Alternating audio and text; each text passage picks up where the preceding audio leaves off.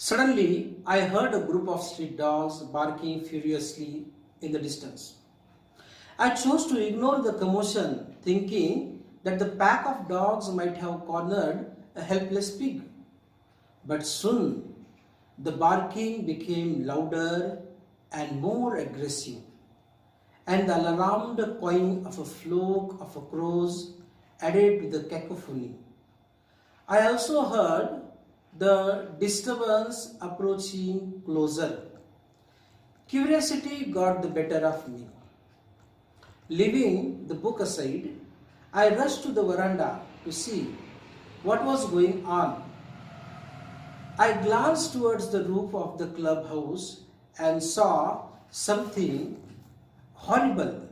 A big male langur, apparently the leader of its group, was holding a baby langur in his hands and mercilessly biting it all over with the definite intent to kill. The helpless mother of the baby and the other lesser members of the langur group were scattered on the roofs of the building nearby watching the baby being killed. I recalled the horrible custom in the animal clan according to which a dominant male usually does not allow another male baby or adult to survive within its group. Without losing any time, I gathered a stout stake in one hand and hurled a piece of stone at the mandering langur. The langur was so infuriated that it hardly took any notice of my assault.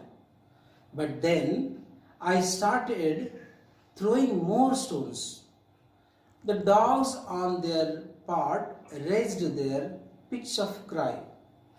The changed circumstances and a sudden unexpected attack from unknown quarters forced the langur to drop the baby from the sloping roof over the veranda.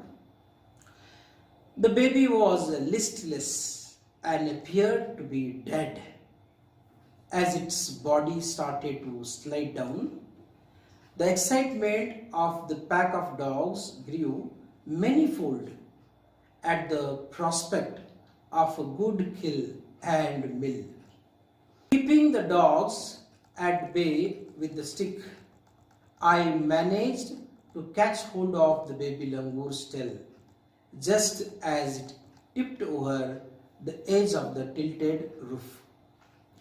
The baby appeared inert and lifeless. It was indeed a male baby.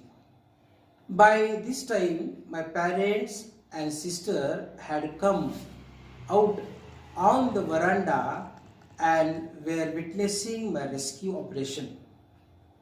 Some of our neighbors had also gathered in the distance.